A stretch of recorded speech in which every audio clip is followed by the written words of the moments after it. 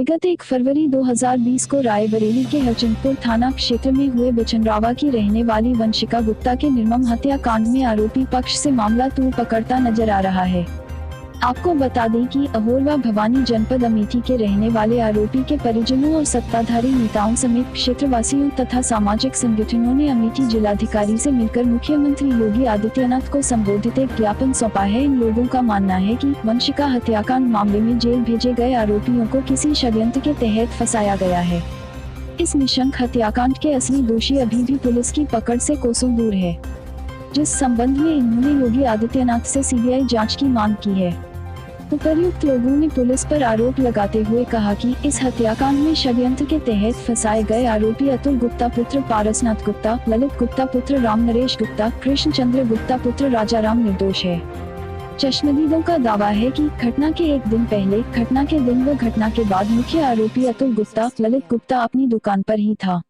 वंशिका हत्याकांड मामले में इलेक्ट्रॉनिक मीडिया तथा समाचार पत्रों में छपी खबरों के मुताबिक 1 फरवरी 2020 को बीएससी की छात्रा वंशिका अपने घर से विद्यालय के समय पर घर से विद्यालय के लिए निकलती है और लगभग 12:30 बजे अपहरण हो जाता है। 1:30 बजे तक वह गंगागंज में अपनी सहेली के साथ देखी जाती है। फिर लगभग 3 बजे के करीब जला हुआ मृत अवस्था में उसका शव बरामद होता है। मामले की जानकारी होते ही घटनास्थल पर पुलिस पहुंचती है। प्रिंट मीडिया में छपे समाचारों के मुताबिक मृतिका का हाथ, पैर और मुंह बांधा गया था। इस नाते यह अंदेशा, पुलिस का यह बयान आता है कि उसकी हत्या कहीं और करके लाश को यहां ठिकाने लगाया गया।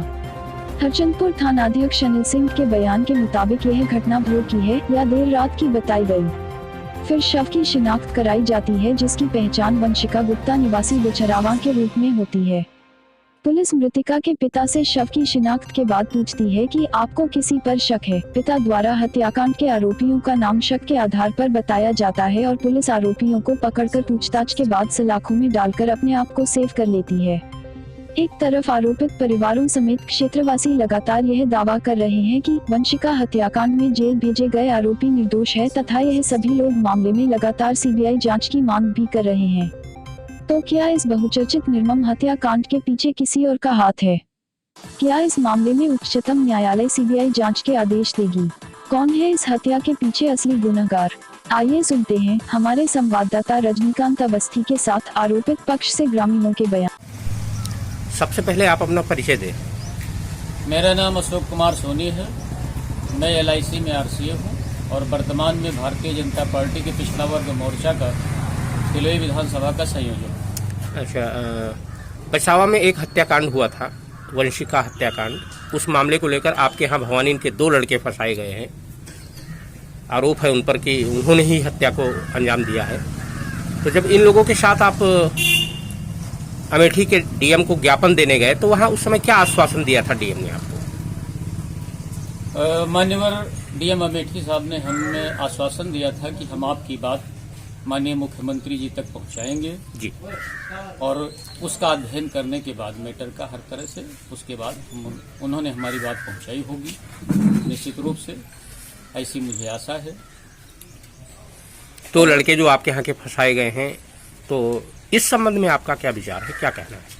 बच्चे, मैं इस परिवार को लगभग 50 साल से जानता हूँ। मैं यहीं का निवासी हूँ। मेरे पिताजी 6 बार प्रधान रहे हैं और क्षेत्र के अच्छे लोगों में इस परिवार की गिनती होती है। और इस परिवार, मैं तो एक तर्क देना चाहता हूं कि इतनी बड़ी घटना कारित करने के बाद क्या कोई बच्चा अपनी दुकान पे इत्मीनान से बैठेगा? और ये निर्दोष है, इनको फंसाया गया है। निश्चित रूप से इसकी जांच कराई जाए निष्पक्ष रूप से तो बच्चे निर्दोष साबित होंगे, ऐसी मुझे आशा है।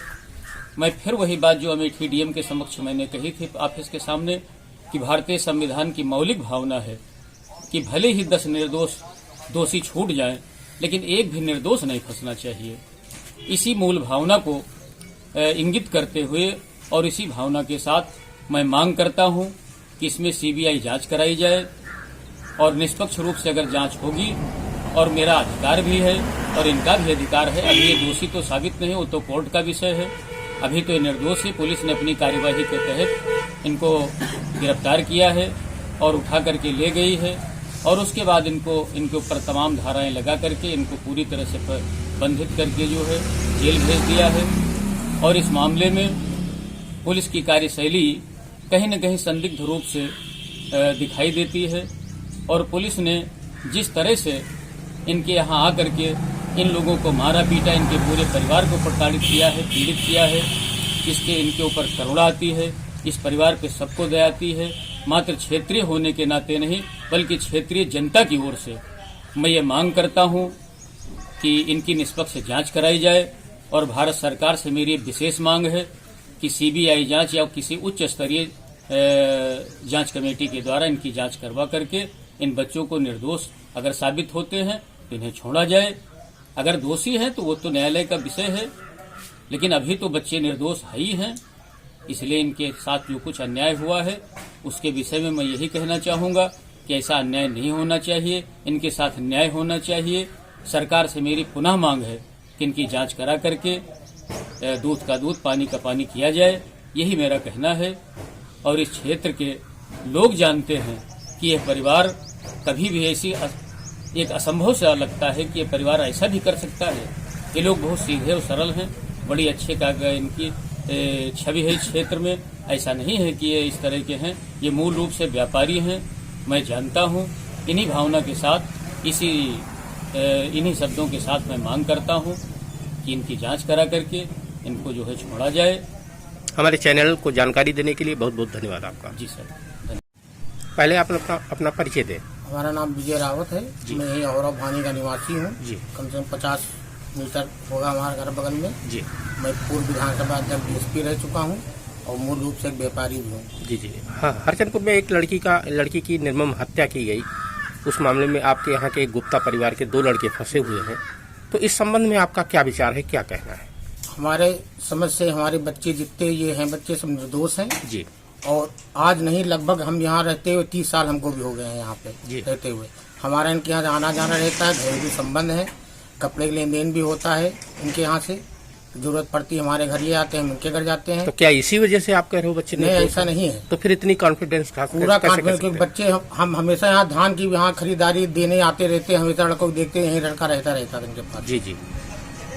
नहीं तो ये कैसे कह सकते हैं आप इतने दावे के साथ कि लड़के निर्दोष हैं? बिल्कुल दावा इसलिए कह सकते हैं क्योंकि हमको पता है, क्योंकि लड़के यहीं परमानेंट रहते तो उस दिन भी हमने लड़कों को देखा था यहाँ पे। जी। किस टाइम देखा था लगभग? वही सुबह 8 बजे करीब। जी। और कुछ कहना है इस घटना के बारे में? मेरा ये कहना है कि सरकार से यही मैं उम्मीद करूंगा कि हमारे बच्चे जो फंसाए गए हैं, निर्दोष बच्चे हैं, इनको तत्काल जो है जांच करके छोड़ा जाए। Thank you.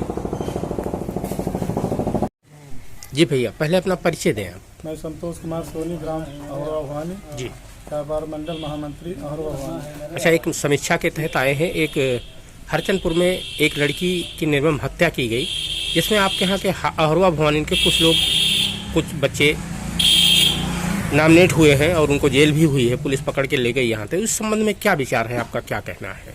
बच्चों को किसी साजिश के तहत फंसाया गया है। जी। बच्चे सारा दिन अपनी ही दुकान पर रहते हैं। उस दिन भी ये सुबह से लेकर शाम तक दुकान पर भी थे। हम जा रहे थे चौराहे, तब देखा दुकान पर ये थे बच्चे। जी। हाँ, ये बच्चे बिल्कुल निर्दोष हैं। हम सरकार से मांग करते हैं कि इसकी निष्पक्ष जांच करा के इन बच्चों को रिहा किया जाए। और कुछ कहना है आपको? पुलिस जो इनके साथ ज्यादती की है, बहुत बेदर्दी से मारा पीटा है। कैमरा भी यहाँ से उठा ले गए, सीसी कैमरा। अब पुलिस अपने बचाव में काम कर रही है, बच्चों को निर्दोष फंसाया गया है। Thank you. जी दादा, पहले अपना परिचय दें आप। मेरा नाम राम भारतीय है, संयोजक पासी एकता मिशन सिंगापुर। जी। एक घटना घटित हुई थी 1 तारीख को, जिसका 2 तारीख को मामला संज्ञान में आया था। एक लड़की को जलाकर निर्मम हत्या कर दी गई थी हरचंदपुर में। तो आपके यहाँ के अहरवा भवानी के 2 लड़के फंसे हुए हैं उस मामले में, जिनको जेल हुई है, पुलिस पकड़ के ले गई है। तो इस संबंध में क्या कहना है आपको? ये बच्चे जो हमारे दोस्त हैं, जी, मैं भी जानता हूँ। जी। और जो यहाँ इनके घर के दरवाजे वगैरह तोड़े गए हैं पुलिस की साजिश है। जी। और साजिश के तहत दोनों बच्चों को फंसाया गया। मैं आग्रह करता हूँ कि ये बच्चे निर्दोष है और सीबीआई जांच करवा करके कार्यवाही की जाए। Thank you. दादा, पहले अपना परिचय दें आप। मेरा नाम प्रेम बहादुर सिंह है। मैं जिला सहकारी बैंक कैशियर के पद से रिटायर हुआ हूँ। जी। मैं सिंहपुर ब्लॉक के पास रहता हूँ। दादा, एक घटना घटित हुई थी थाना हरचंदपुर क्षेत्र में। एक लड़की वंशिका नाम की, उसको जलाकर, जिंदा जलाकर और उसकी हत्या कर दी गई थी, निर्मम हत्या कर दी गई थी। इस संबंध में आपके यहाँ के लड़के फंसे हुए हैं, 2 लड़के आरवा भवानी के, एक गुप्ता परिवार से हैं, तो उनके इस संबंध में क्या कहना है? कैसी कार्यशैली है गुप्ता परिवार के बच्चों की? गुप्ता परिवार जो है आरवा भवानी क्षेत्र में जो है सम्मानित परिवार है जी। इतना सज्जन परिवार है कि इनका किसी से लेना देना उस तरह नहीं है, कोई झगड़ालू है किसी तरह का। जी। ये लड़के ही जो है, हम लोग जो है इन्हीं से सामान ले जाते हैं। जी। उस दिन 1 तारीख को भी हम 12 बजे यहाँ इन्हीं से सामान लेकर के गए कपड़ा। जी। और इनको जो फंसाया गया है वो गलत तरीके से फंसाया गया है। जी जी। अभी आप कह रहे हैं कपड़ा की बात, तो क्या घटना के दिन आप कपड़ा लेके गए? 1 तारीख को भी हम ले गए। जी। और कुछ कहना है इस मामले में? नहीं, और कुछ नहीं कहना है, मगर ये सब निर्दोष हैं, इनको गलत फंसाया गया है, इनको छोड़ा जाएगा। अरे भगवान। दादा, अपना परिचय दे पहले। रामराज वैश्य, हरवा भवानी। जी। एक घटना घटित हुई थी हरचंदपुर में, एक लड़की को जलाकर निर्मम हत्या कर दी गई थी। उसमें आपके यहाँ के 2 बच्चे फंसे हुए हैं, हरवा भवानी के, तो इस संबंध में क्या कहना है आपको? बच्चे निर्दोष हैं। हम इनकी दुकान से लगभग 10-20 मीटर दूरी सामने दुकान पे रहते हैं। घटना के दिन बच्चे यहीं थे, अच्छा, कपड़ा बेच रहे थे जी। उनको पुलिस जो है लेकर चली गई। निर्दोष कैसे कह सकते हैं आप? क्योंकि बच्चे बहुत चरित्रवान हैं, बहुत ही अच्छे बच्चे हैं। और हम क्या बताएं, कैरेक्टर के बारे में बहुत जानते हैं। बहुत ही 100 बच्चों में 1 बच्चा कहीं होगा जी, मतलब ऐसा चरित्रवान। जी जी। हाँ, बस इतना जानते हैं। All the best character. Thank you. पहले अपना परिचय दें भैया। मेरा नाम सुशील कुमार है जी। कहाँ के रहने वाले हैं? जी, मैं इसी हरवा भवानी का रहने वाला हूँ। क्या कहना है इस घटना के? जी, मैं इसके बारे में यही कहना चाहता हूँ, जब पुलिस अगर अतुल गुप्ता को शक के आधार पर लेकर जाती है तो उसके बाद शक के आधार में 3-4 लड़के और पकड़े जाते हैं जी। ठीक, उसको पुलिस का ये नियम है कि अगर किसी व्यक्ति को शक के आधार पर लाया जाए तो 24 घंटे तक ही रिमांड पे रखा जा सकता है। जी जी बिल्कुल। उसके बाद जो लड़कों को शक के आधार पर उठाया जाता है, किसी अधिकारी का फोन आता है, किसी नेता का फोन आता है, वो लड़के घर के उनको छोड़ दिया जाए। जो गुनाहगार है उनको छोड़ दिया जाता है और जो बेगुनाह है उनको अंदर कर दिया जाता है। मैं यही कहना चाहता हूं, इसकी निष्पक्ष जांच हो, सीबीआई जांच की मांग की जा रही है, सीबीआई जांच मिले। ये लड़के निर्दोष हैं, ये लड़के बिल्कुल ऐसा कर नहीं सकते। जैसे एसपी साहब कहते हैं, एसपी साहब उन्होंने कहा कि ये लड़के उस दिन यहाँ घटना को अंजाम दिया। मैं दावे के साथ कह सकता हूँ, शनिवार को मैं खुद इस दुकान पे आया था, एक शादी समारोह में मैंने साड़ी लिया, उस लड़के ने खुद हमें 2:30 बजे साड़ी दी है, तो मैं कैसे मान लूं कि वो लड़का घटना स्थल पे था। जैसे ललित गुप्ता की बात की जाती है, ललित गुप्ता उस दिन अपने ट्रक पर गेहूं लादकर रायबरेली मिल लेकर के गया था। वहां से सीसीटीवी फुटेज निकलवा लिया जाए। और इसका क्या मतलब होता है कि अतुल गुप्ता को उल्टा लटका कर टांग कर मारा जाए, उनसे उनके नाखून उतारे जाए और उसके बाद ये कहा जाए कि ऐसा आप कहिए। अगर अतुल गुप्ता ने कहा कि हम दुकान पे थे, हमारे यहाँ सीसीटीवी कैमरा लगा हुआ, चल के आप वहां देख लीजिए, तो पुलिस प्रशासन का यह क्या अधिकार होता है कि 2:30 बजे रात को आप यहाँ आकर दुकान खुलवाएं, उसके घर वालों को मारें, उसके बाद सीसीटीवी बॉक्स उठाकर लेकर चले जाएं। और जब वहां सीसीटीवी बॉक्स मांगा जाता है तो फिर पुलिस प्रशासन क्यों नहीं देती? जब उसमें बेगुनाह है वो लड़का, जब सीसीटीवी में सब कुछ कैद है, तो उसको क्यों नहीं दिया जा रहा है?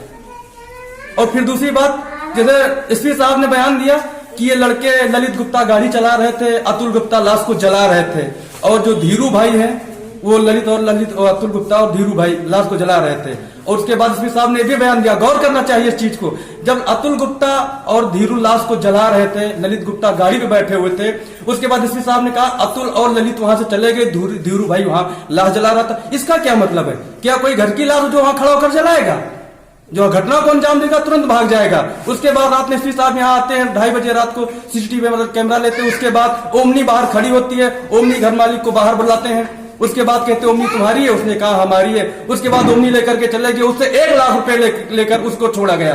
एसपी साहब ने कहा अगर आप 1 लाख रुपए नहीं देंगे तो मैं आपको अंदर कर दूंगा। इसका क्या मतलब है? बच्चों को मारकर ये झूठ बोलवाया गया है, बच्चे दोषी नहीं है, मैं कैसे मानूं? उसके बाद एसपी साहब कहते हैं कि कैन और क्लोरोफॉर्म की शीशी ओमनी में मिलेगी। कैसे मिलेगी? जो घटना को अंजाम देगा तो आप गाड़ी में सब कुछ रखकर घूमेगा। पहले दिन बोला लाश के पास मिली है। ऐसा सब है, ये गलत है, ये संबंध गलत कहानी है। दोषी तो बाहर घूम रहा है। क्या मदद चाहिए प्रशासन से? हमसे प्रशासन से यही मदद चाहते हैं कि इसकी निष्पक्ष जांच हो, सीबीआई जांच मिले हम लोगों को। बच्चे हमारे बेगुनाह है। बनिया का आप सब लोग जानते हैं बनिया का दिल कितना बड़ा होता है। ऐसा कभी कोई बनिया का पहली बार हमने मतलब 25 साल की एज हो गई है, हमने पहली बार ऐसा सुना कि बनिया में ऐसा कांड हुआ है। गलत बात है, ये बच्चों को फंसाया जा रहा है। बनिया का दिल इतना बड़ा नहीं है, वो भी कोई हाईवे पर जला देगा। इसमें जब तक बड़े लोगों का हाथ नहीं होगा तब तक ऐसा इस घटना को कोई अंजाम नहीं दे सकता है। Thank you.